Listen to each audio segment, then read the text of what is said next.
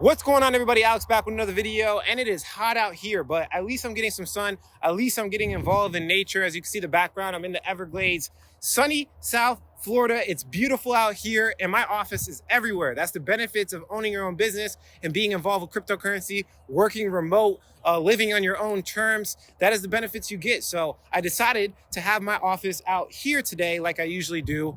Sometimes I do it at the beach, but yeah, you guys will see some videos like that for sure. If you appreciate this content, do us both a favor, like the video, subscribe to the channel, and of course, turn on post notifications. Some of these videos are really time sensitive, and I give away a lot of alpha, so pay attention to what's going on here. In this video, what I want to do is dive into some different types of topics, some strategy on how to go full-time crypto, because I know that if you go full-time crypto, your trading is going to benefit from that. And there's just so many other areas that most people just don't experience because, you know, they spend 1/3 of their life involved with a company they don't even care about. So if you're truly passionate about cryptocurrency, I'm going to give you guys the actionable steps. I'm going to get very detailed, actionable steps. And like I said in the intro, you do not need abnormal skill set. You don't need to be a super entrepreneur. You definitely do not need any money at all. And you could do it with your current skill set right now. And if you're really smart, you probably could do it in less than 24 hours. I know I would be able to pull it off in less than 24 hours. Now, I want to be very clear. It's not something I actually do myself, just to be honest.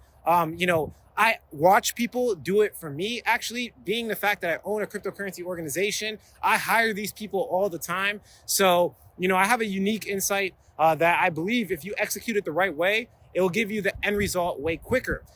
So yeah, do me a favor, like the video if you appreciate this content. Let's jump into the actual topic. It's getting a little hot out here, but that's the benefits of getting out in the sun. So let me just go over a couple things. I'm gonna be looking at my iPad every so often. So here are the benefits of going full-time cryptocurrency. Number one, you get to basically spend all of your time ensuring the success of your portfolio. So if you're fully invested in cryptocurrency, well, guess what?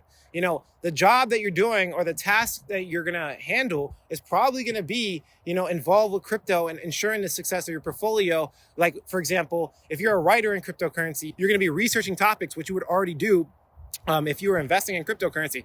Plus, you literally have the obligation to look at your portfolio every single day. People that work for me are encouraged to provide insight about the new coin, or talk about this cryptocurrency, or what is this issue that's happening in this specific project that you can tell other people in the office. Basically, being involved with cryptocurrency allows you to be involved with your portfolio. Number two, the most valuable thing that's more important than money, in my personal opinion, is experience. Okay, and believe it or not, you guys are getting involved with Web3, which is the next generation of the internet. And what that basically means is that people that got involved with the internet 20 years ago are much smarter than the people that didn't get involved with the internet. Now you're going to invoke your whole entire life in the internet, so this is super important. Number three, being involved with a cryptocurrency company gives you alpha that you otherwise probably wouldn't have found.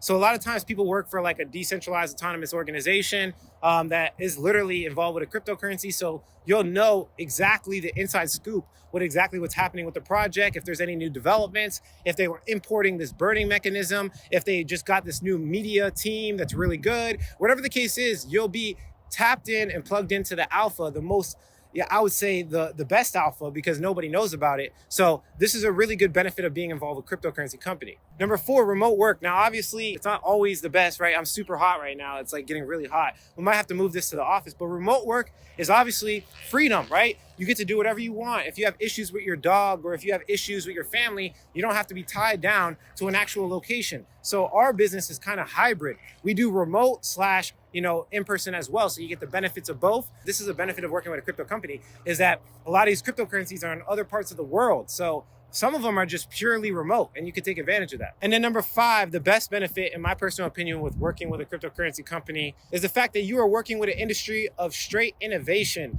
Michael Saylor and a lot of other companies have claimed once they started accepting cryptocurrency, once they even talked about it, once they started integrating it into their business, everybody got inspired around them. It's the same thing with my company. Right now, everybody's super excited to be involved with the specific functions of the business, which usually are not the case. If you're working for Walmart, you don't really care how manufacturing or any of the supply chain issues happen. You don't care, right? You're just stocking shelves. But if you're working for a crypto company, understanding the industry and how it's growing is super exciting, and people feel like they're involved in a different level that they otherwise wouldn't get.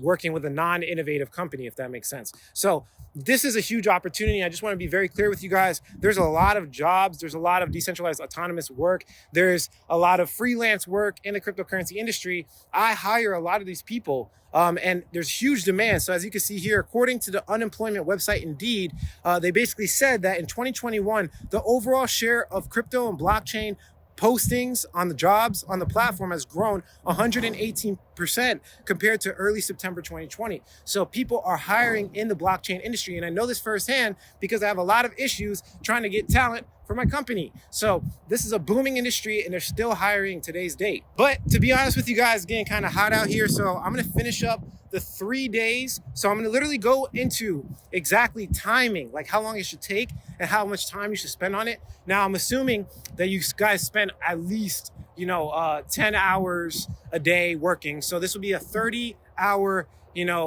quick 3-day process of exactly how to get your first job or freelance work in the crypto industry so you can quit your job that you're doing now, go full-time crypto and get all of these crazy benefits to ensure the success of your portfolio and of course the success of your future knowledge. So again, I'm gonna do 3 days and break it down for you, but it's getting too hot out here. We're gonna have to move to the office. All right, guys, yeah, we had to move into the office. It got a little bit hot outside, obviously. Being outside has its benefits and misbenefits. But typically I try to do everything in my power to get out in nature, of course, whether it's the beach or, the Everglades or even just like outside my office. You should definitely do it for yourself to get more creativity. And being locked inside a house all day is not the answer. And trust me, I've spent a lot of time being locked inside of the house, especially the early days of my entrepreneurship journey. But let's jump into the actual specifics. Like I said, guys, can get really detailed. We're going to dive into the exact amount of time you should be spending, on day 1, 2, and 3. And then I'm like 95% sure you should get what you're looking for, which is going full-time cryptocurrency. I'm going to look down at my iPad every so often, so bear with me. Day 1, okay?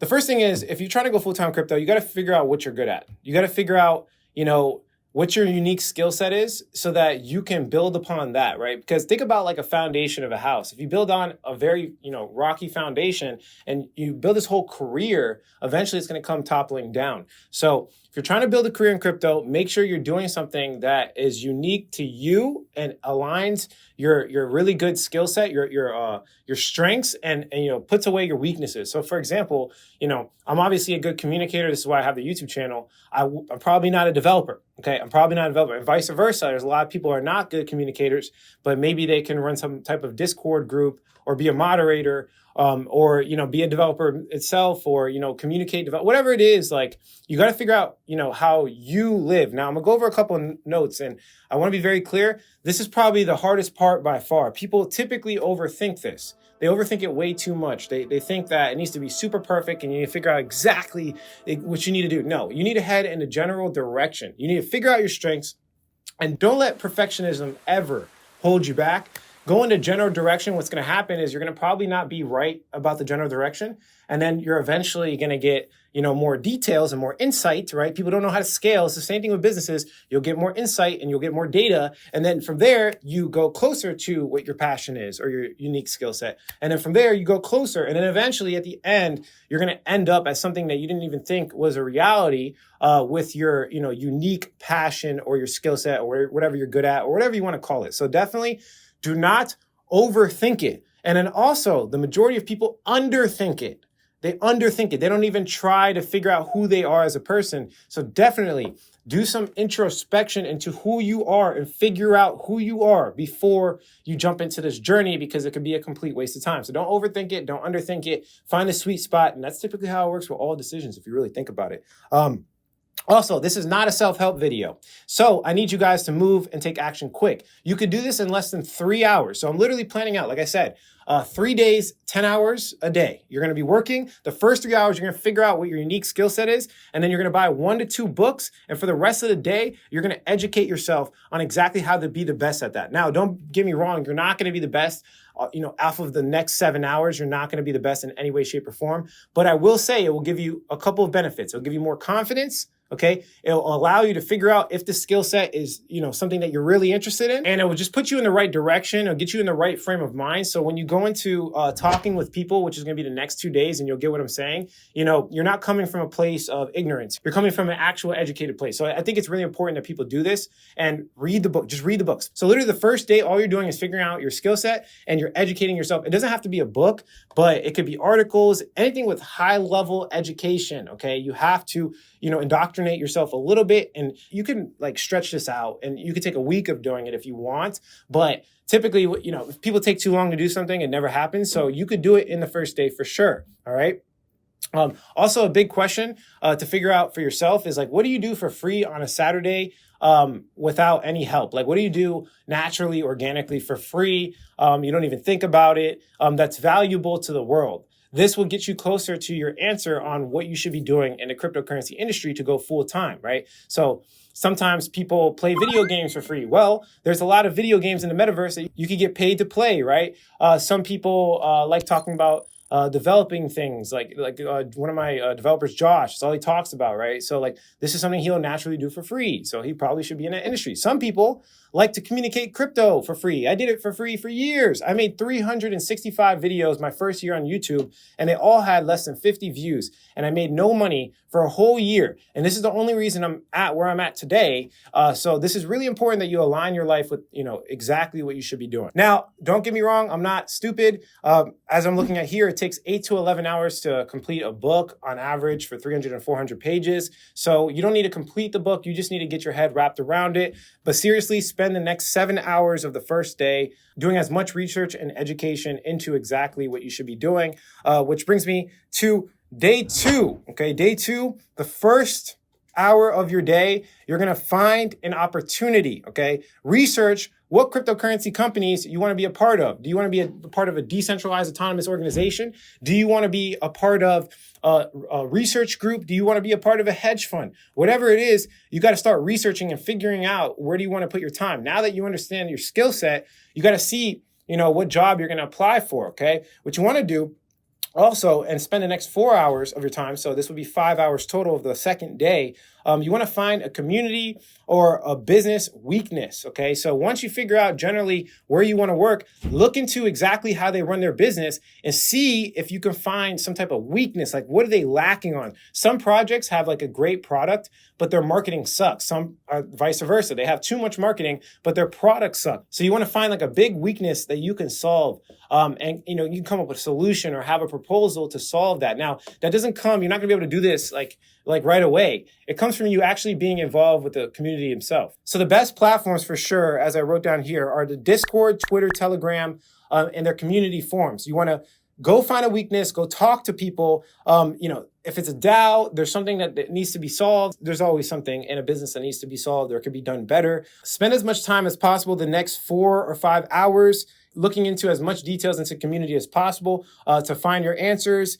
And then once you found your weakness, you want to spend 1 to 2 hours drafting a proposal to solve it. Now, I want to be very clear. It has to be something that's actually going to solve it. You can't just BS your way around it. And this is why I said educating yourself a little bit in the industry is really important. So you have to actually draft, a written proposal and make sure it's really good and well thought out. Maybe get somebody else, to look over it for you. Because what we're going to do is we're going to give this proposal to people with credibility, which is the next step, which I'm going to tell you about. And when you give it to these people, hopefully they'll accept it. And of course, in the proposal, you're going to put your fee. You're going to put how much money you want to make. And this is how we're going to actually get paid. All right, which brings me to my next point. We had the first 6 to 7 hours of the second day planned out. Now spend the rest of the day. How long do you want to spend? The more, the better. I could definitely work 12 to 14-hour days. You could too. But spend the rest of the day reaching out to actual specific credibility, okay? Now, this can come in many forms. In decentralized autonomous organizations,